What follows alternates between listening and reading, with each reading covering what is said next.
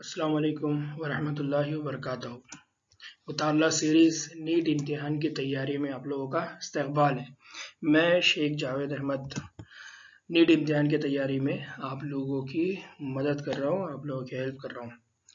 आज हम इंसानी तौलीदी निज़ाम ह्यूमन रिप्रोडक्टिव सिस्टम के लास्ट टॉपिक पर है, एकदम आखिरी टॉपिक है। अल्लाह ताला का शुक्र है कि ये पहला चैप्टर हमारा कंप्लीट होने के लिए आया है। इंसानी तौलीदी निज़ाम ये बहुत इंपॉर्टेंट चैप्टर है। नीट पर्सपेक्टिव से अगर इसको देखा जाए, नीट के अकॉर्डिंग अगर इसको देखा जाए तो ये बहुत इंपॉर्टेंट टॉपिक है। इसमें बहुत सारे क्वेश्चन पूछे जाते हैं। तो इसका ये लास्ट टॉपिक है। आप लोगों को अब इस पूरे चैप्टर की अच्छे से स्टडी करना है, ठीक है। नाउ हम लास्ट टॉपिक पढ़ रहे हैं। सबसे आखिरी जो टॉपिक है हमारा वो है वज़ाए हमल और शीर आवरी। वज़ाए हमल यानी आफ्टर हमल जो होने वाला है वो प्रोसेस होता है डिलीवरी का, और शीरावरी मतलब लैक्टेशन। तो यह दो चीजें हम पढ़ने वाले। एक है वज़ाए हमल यानी हमल होने के बाद जब हमल जाहिर होगा, यानी वो बच्चा जो बॉडी से बाहर आएगा, तो उसको कहा जाता है पार्चुरेशन। इंग्लिश लैंग्वेज में क्या कहा जाता है इसको? पार्चुरेशन। और उसके बाद क्या होगा? उसके बाद होता है कि वो जो मादा होती है उस मादा के बॉडी से मिल्क का सिक्रीशन होता है, और वो बच्चे को मिल्क मिलेगा जो उसकी ग़िज़ा खिलाएगा, जो उसका न्यूट्रिएंट मटेरियल बनेगा। तो उस प्रोसेस को कहा जाता है लैक्टेशन। तो यहाँ आज हम दो चीजों की बात करने वाले। एक है वज़ाए हमल यानी पार्चुरेशन, बॉडी से बच्चा बाहर कैसे आता है। दूसरा, आने के बाद मदर में चेंजेस क्या होंगे। मदर में चेंजेस होंगे कि वो लैक्टेशन स्टार्ट करेंगे, वो मिल्क का प्रोडक्शन स्टार्ट करेंगे, वो मिल्क सीक्रेशन स्टार्ट करेंगे। नाउ बच्चों, अभी तक हमने बात की है तो उसमें हमने कहा कि अगर हम पूरे चैप्टर को अगर समराइज करने की कोशिश करें तो ये होगा कि हमने कहा कि पहले सबसे पहला जो प्रोसेस होता है उसको हम कहते हैं इंसेमिनेशन। जो नर होता है वो स्पर्म को रिलीज करता है मादा की बैरूनी तनासुली नाली के अंदर, जिसको हम कहते हैं फीमेल रिप्रोडक्टिव ट्रैक्ट, वहां पर रिलीज करता है। उस प्रोसेस को कहते हैं इंसेमिनेशन। इंसेमिनेशन के बाद क्या होता है? इंसेमिनेशन के प्रोसेस के बाद होता है फर्टिलाइजेशन यानी अमल बारावरी। अमल बारावरी के बाद क्या होता है? तो फिर वहां पर जाइगोट बनता है। जाइगोट बनने के बाद क्या होता है? हमल ठहरता है, यानी वहां पर फीटस डेवलपमेंट स्टार्ट होता है। फिर उसके बाद क्या होगा? तो उसके बाद होगा वज़ाए हमल। तो हमल, हमने लास्ट जो हमारा लेक्चर रहा उसमें हमने हमल किसको कहते हैं, प्रेगनेंसी किसको कहते हैं ये कहा। तो हमने कहा था कि जो प्रेगनेंसी होती है या जो हमल होती है, तो इंसानों में अगर औसतन तो उसकी मुद्दत होती है 9 मंथ्स। औसतन in case of human being जो हमल की मुद्दत होती है उसको क्या कहा जाए, वो कितनी होती है? 9 मंथ्स होती है। और ये जो मुद्दत है ये अलग अलग जानवरों में अलग अलग होती है। फॉर एग्जाम्पल अगर आप हाथी की बात करें, एलिफेंट की बात करें, तो ये तकरीबन 1 साल से ज्यादा का अरसा होता है, 1 से 1.5 साल का अरसा होता है। तकरीबन 19 वीक वहां पर होते हैं, 90 हफ्तों का वहां पर टाइम होता है। यहाँ इंसानों के अंदर कितना होता है? 9 माह। यार ये 9 मंथ्स का मतलब होता है 40 वीक्स, 40 हफ्तों के अंदर ये प्रोसेस कंप्लीट होता है। तो ये जो पूरा पीरियड होता है 9 मंथ्स का, इसको क्या कहा जाता है? हमल। और बायोलॉजी लैंग्वेज में इसको कहा जाता है गेस्टेशन पीरियड। बायोलॉजिकल लैंग्वेज में इसको हम क्या कहते हैं? गेस्टेशन। तो उर्दू में इसको कहते हैं हमल, और बायोलॉजिकल लैंग्वेज में इसको कहा जाता है गेस्टेशन पीरियड। जब गेस्टेशन पीरियड कंप्लीट होगा, गेस्टेशन पीरियड मतलब हमल का मतलब है डेवलपमेंट। इसको समझ लीजिए, हमल का मतलब होता है माँ के पेट में बच्चे के अंदर होने वाली वो तब्दीलियों का वो पूरा 9 मंथ्स का पीरियड। और कल जो मैंने पढ़ाया आपको कि ट्राइमेस्टर का प्रोसेस होता है ना, पूरे 9 मंथ्स को ट्राइमेस्टर के अंदर डिवाइड किया हुआ है। पहले 3 महीने, फिर दूसरे 3 महीने, फिर तीसरे 3 महीने। पहले 3 महीनों में उसके दिल की धड़कन हो रही है ना। फिर उसके बाद उसके बॉडी, उसके फिंगर्स बन रहे हैं, उसकी उंगलियां बन रही है। उसके बाद हमने कहा कि उसके बॉडी के पूरे जो इम्पोर्टेंट सिस्टम है, जो इम्पोर्टेंट निज़ाम है, वो बनना शुरू हो गए। फिर उसके बाद लास्ट में उसके बॉडी के ऊपर, स्किन के ऊपर छोटे छोटे बाल आ रहे हैं। तो 5वें मंथ में वो मदर उसको फील कर सकती है कि बच्चे के सर के बाल उसको अंदर से चुभ रहे हैं।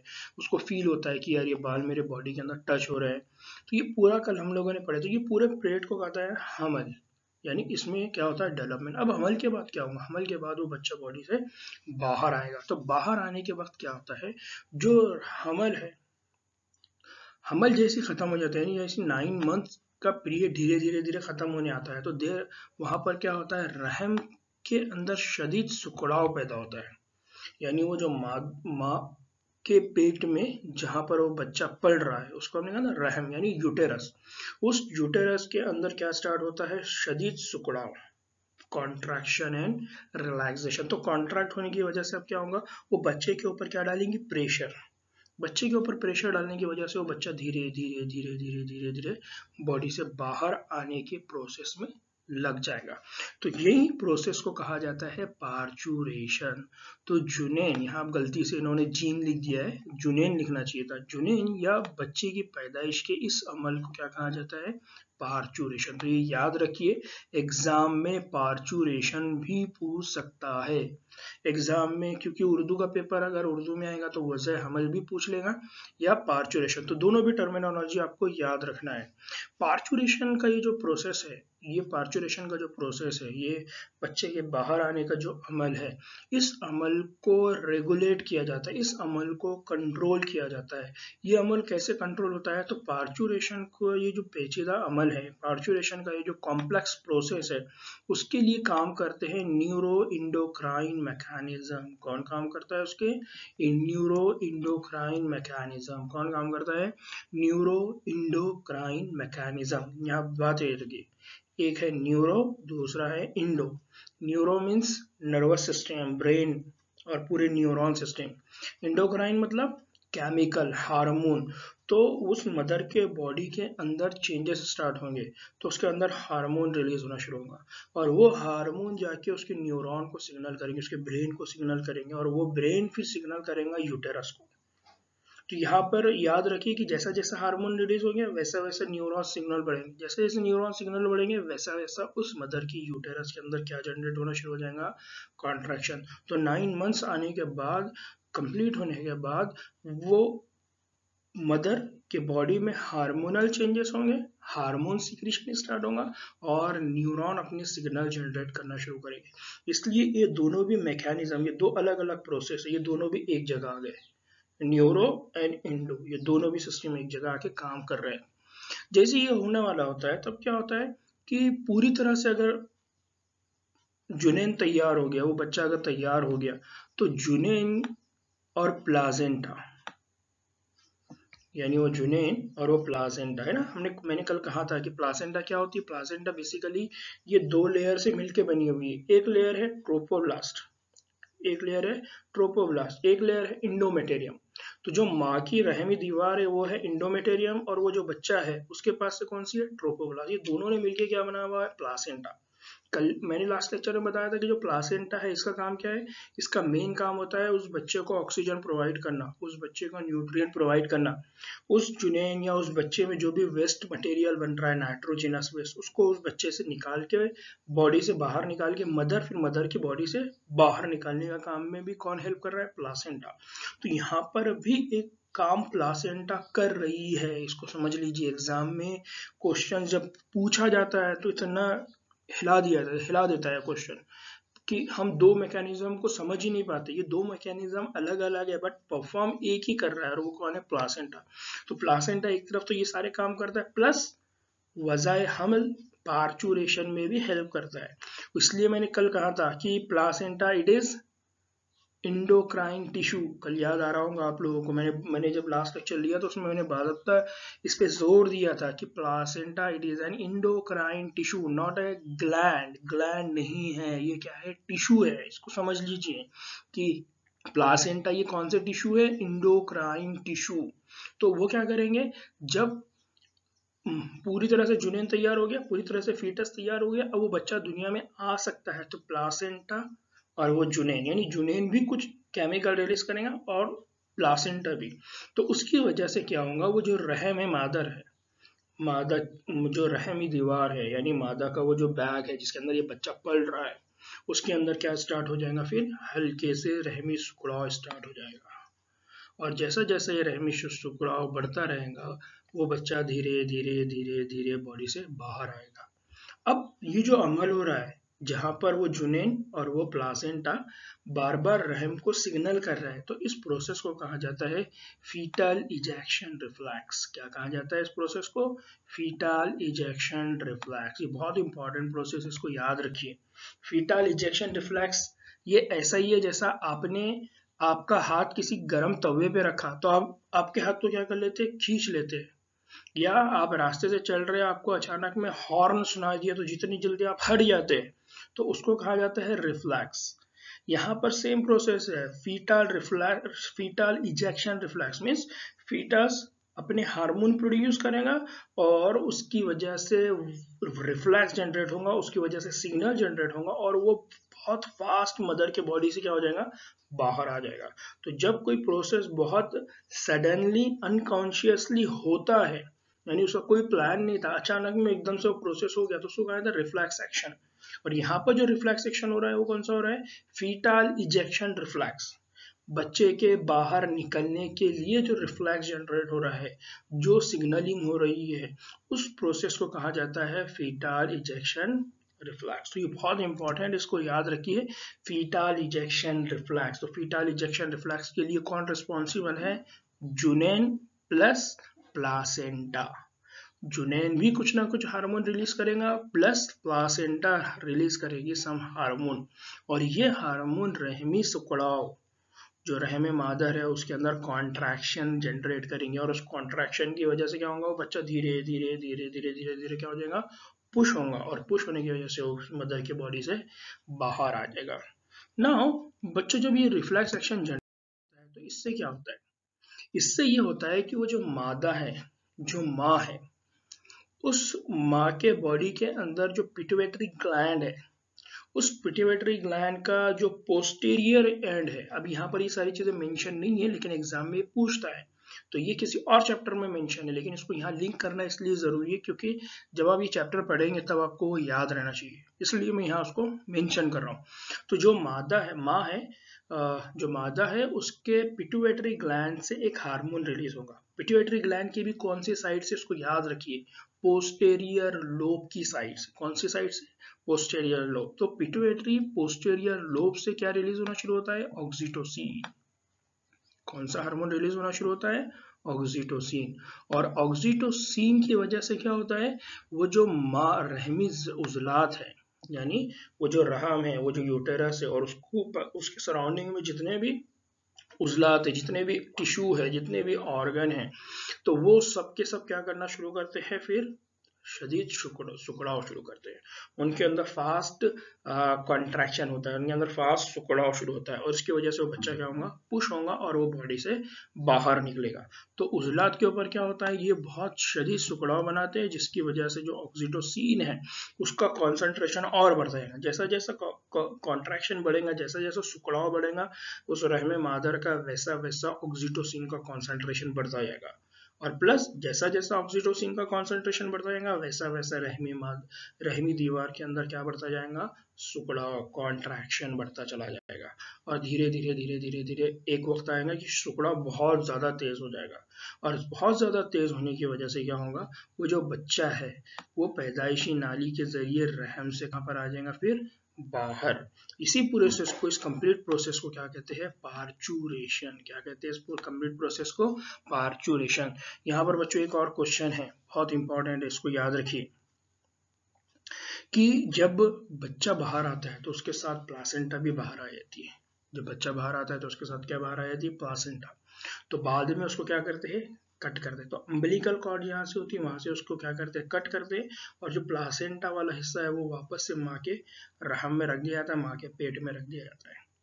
हाँ, एक और इम्पॉर्टेंट चीज है जो यहाँ याद रखनी है, वो क्या है, वो ये है कि जब ऑक्सीटोसिन रिलीज हो रहा है तो ऑक्सीटोसिन की वजह से सुकड़ाव कहाँ स्टार्ट हुआ, रहम मादर में।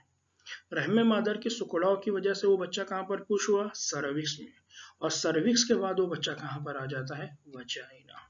तो ये जो प्रोसेस है, ये पूरा मैंने यहाँ इस डायग्राम के थ्रू समझाने की कोशिश की कि जब बच्चा कंप्लीट डेवलप हो जाता है तो इस तरह से वो माँ के पेट से बाहर आता है। तो यहाँ पर जो सबसे इम्पोर्टेंट चीज जो सबसे इम्पोर्टेंट बात जिसको याद रखना है वो कौन है? ऑक्सीटोसिन। क्या है वो?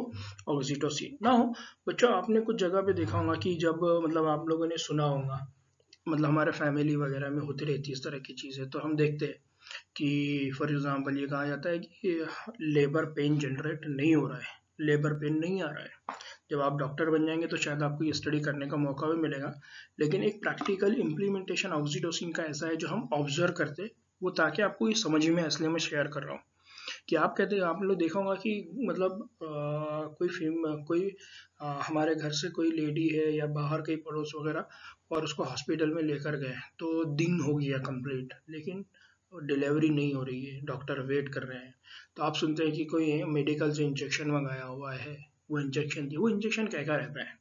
वो इंजेक्शन होता है ऑक्सीटोसिन। क्यों हो रहा है?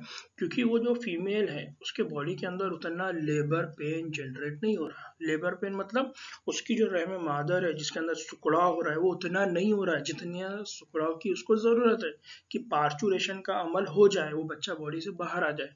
तो अब उसके बॉडी के अंदर हम क्या करते हैं? अब आर्टिफिशियली उसके बॉडी में क्या इंजेक्ट करते हैं? ऑक्सीटोसिन।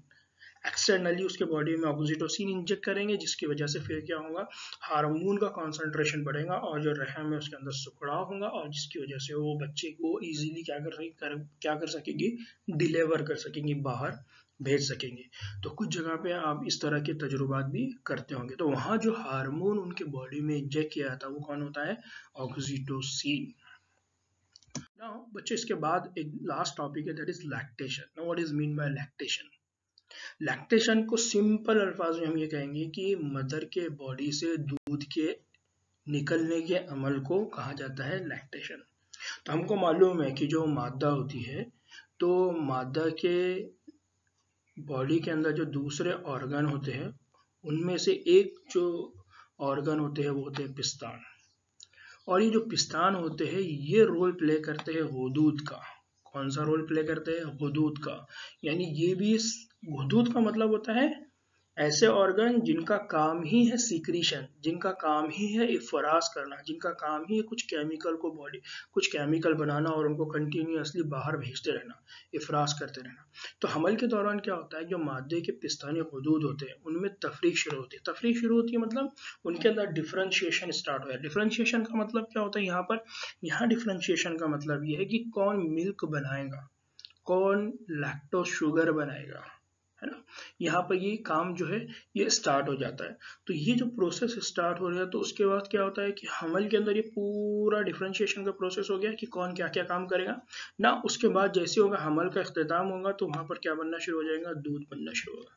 यहाँ पर एक चीज और याद रखिए कि दूध का बनाने के लिए पिस्तानी गुदूद में डिफरेंशिएशन होना, हमल कंप्लीट होने के बाद दूध का निकलना, ये दो अलग अलग हार्मोन यहाँ काम करते हैं। एक हार्मोन होता है जिसको कहते हैं प्रोलैक्टिन, ये पिस्तानियों के डेवलपमेंट में हेल्प करता है। और दूसरा हार्मोन है जिसको हम कह रहे हैं ऑक्सीटोसिन, ये मिल्क के इंजेक्शन में रोल प्ले करता है। तो ऑक्सीटोसिन क्या करेगा? ऑक्सीटोसिन एक तरफ तो रहम मादर के अंदर कॉन्ट्रैक्शन कराएगा, एक सिग्नल वो, दूसरा सिग्नल देगा for the release of milk. Milk के इफराज के लिए वो क्या करेगा? सिग्नल करेगा। तो जब मिल्क का इफराज होता है, जब मिल्क सिक्रीट होता है, तब उस प्रोसेस को क्या कहा जाता है? तब उस अमल को क्या कहा जाता है? लैक्टेशन। क्या कहा जाता है इसको? लैक्टेशन। और ये जो लैक्टेशन होता है तो ये नौ मौलूद का किस पेट भरने के लिए होता है, उसको न्यूट्रिएंट प्रोवाइड करने के लिए होता है। जब लैक्टेशन का प्रोसेस स्टार्ट होता है तो इसके इब्तिदाई जो दिन होते हैं, इब्तिदाई जो चंद रोज होते हैं, उस दौरान में क्या होता है कि जो दूध बन रहा है उस दूध को कहा जाता है कोलोस्ट्रम। क्या कहा जाता है इसको? कोलोस्ट्रम। और ये कोलोस्ट्रम बहुत इंपॉर्टेंट है। यानी हम देखते हैं कि जब बच्चा पैदा होता है तो डॉक्टर उसको कहते हैं कि माँ का दूध पिलाइए। क्यों कहते हैं ऐसा? इसलिए कहते हैं कि ये जो कोलोस्ट्रम है इसके अंदर होते हैं एंटीबॉडीज। क्या होते हैं इसके अंदर? एंटीबॉडीज। मतलब आप सोचिए कि अल्लाह ताला का निज़ाम कितना ज़बरदस्त है कि जो बच्चा इस दुनिया में आने वाला है वो कितना, मतलब उसकी यानी एक इंसानी जिंदगी की कितनी अहमियत है, आप इसको समझ लीजिए कि पूरे 9 मंथ्स तक उसको इतना जबरदस्त प्रोटेक्शन था कि वो 3 दीवारों के अंदर था। 3 अंधेरों के अंदर था, बहुत प्रोटेक्टिव मैनर में वो संभाल के रखा हुआ था। अब वो जब दुनिया में आ रहा तो उसके आने से पहले सारी तैयारी होगी कि उस दुनिया में आएगा तो सर्वाइव कैसा करेगा, उसके खाने की तैयारी हो चुकी है, यहाँ पर उसको खिलाने के लिए क्या क्या अवेलेबल होगा ये तक डिसाइड हो चुका है। और ऐसा वैसा भी नहीं, हाई क्वालिटी का है। हाई क्वालिटी का मतलब ये कि वो कोलेस्ट्रॉल ऐसी खाना, वो ऐसा मिल्क है कि अगर वो जब बच्चा पिएगा उसको, तो जितनी भी उसके बॉडी के अंदर बीमारियां डेवलप हो रही है, दुनिया में आते के साथ जितने भी बैक्टीरिया ने उसके ऊपर हमला किया होगा, उन सब से बचने का सिंपल इलाज वो इब्तदाई मिल्क है। उस इब्तदाई मिल्क में क्या होती है, एंटीबॉडीज। वो सारी एंटीबॉडीज होंगी जो मदर फेस कर रही है। मदर जितने भी पैथोजन, वायरस, बैक्टीरिया से लड़ रही है, वो सारे पैथोजन, बैक्टीरिया, वायरस से लड़ने वाले एंटीबॉडीज उस मदर के बॉडी में है। अब वो बच्चा जैसी दुनिया में आएगा तो वो सेम इन्वायरमेंट से लड़ने के लिए उसको भी वो सारी एंटीबॉडी रेडीमेड मदर प्रोवाइड कर लेगी। तो आप सोचिए कि अल्लाह ताला ने एक इंसान की जिंदगी को कितना जबरदस्त बनाया, कितनी ज्यादा उसको बचाने की, कितनी ज्यादा अहमियत है एक इंसान की जिंदगी की। तो यहाँ पर जो बहुत इंपॉर्टेंट चीज़ है, मैंने बायोलॉजी को थोड़ा उधर रिलेट कर दिया, लेकिन समझ लीजिए कि उस बच्चे को क्या मिलते हैं, एंटीबॉडीज। और उस एंटीबॉडीज की बच्चे की वो उस एंटीबॉडीज की वजह से उस बच्चे के अंदर क्या पैदा हो जाती है, मुदाफियत। मुदाफियत मुदाफियत मतलब इम्यूनिटी, क्या डेवलप हो जाती है, इम्यूनिटी। नाउ फिर क्या होता है कि नौमौलूद की जब हो जाए, नशोनुमा के इब्तदाई जो दौर होते हैं, उस वक्त सेहतमंद बच्चे की परवरिश के लिए डॉक्टर माँ का दूध देने की सिफारिश करती है। इसीलिए जो डॉक्टर, मैंने कहा जो पहले कहा कि डॉक्टर क्यों सिफारिश करते हैं, वो इसलिए करते हैं क्योंकि वो जो कोलेस्ट्रॉम होता है, उस कोलेस्ट्रॉम के अंदर क्या होते हैं, एंटीबॉडीज, जो उस बच्चे के अंदर क्या डेवलप करेंगे, इम्यूनिटी। तो यहाँ बहुत इंपॉर्टेंट है, इसको याद रखिए। जब मैंने पिस्ताने गुदूद आपको समझाया तो उस वक्त भी समझाया था कि पिस्ताने गुदूद में क्या होते हैं, तो वहां पर होते हैं चर्बीदार टिश्यू, है ना, फैट कंटेनिंग टिश्यूज होते हैं। और वो फैट कंटेनिंग टिश्यूज क्या काम करते हैं, वो बेसिकली यहाँ पर जो लैक्टोज शुगर होती है उसको बनाने में हेल्प करते हैं। वो जो मिल्क होता है, उस मिल्क के अंदर न्यूट्रिएंट डेवलप करने में हेल्प करते हैं। तो आप लोगों को इस चैप्टर से रिलेटेड अगर कोई और भी डाउट्स हो, कुछ और भी क्वेश्चंस हो, तो आप मुझको यूट्यूब पर कमेंट करें। मेरा टेलीग्राम पे जो चैनल है उर्दू नीट प्री, उसको ज्वाइन करें, उसको सब्सक्राइब करें, उसको शेयर करें। और ख़ास बात की, ये सारे लेक्चर्स स्पेशली उर्दू मीडियम के स्टूडेंट्स के लिए बनाए गए हैं।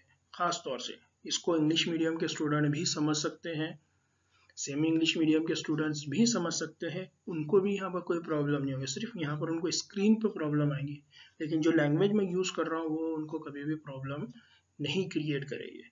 तो इसको चैनल को ज़्यादा से ज़्यादा शेयर करें, इसके सब्सक्राइबर बढ़ाएं, ताकि जितने ज़्यादा इसके सब्सक्राइबर बनेंगे, इतनी आसानी से ये सारे उर्दू मीडियम के स्टूडेंट्स तक पहुँचेगा और उनकी हिम्मत बढ़ाएगा कि हमको नीट एग्ज़ाम क्रैक करना है। ठीक है, चलिए, दुआओं में याद रखिए। अल्लाह हाफिज़।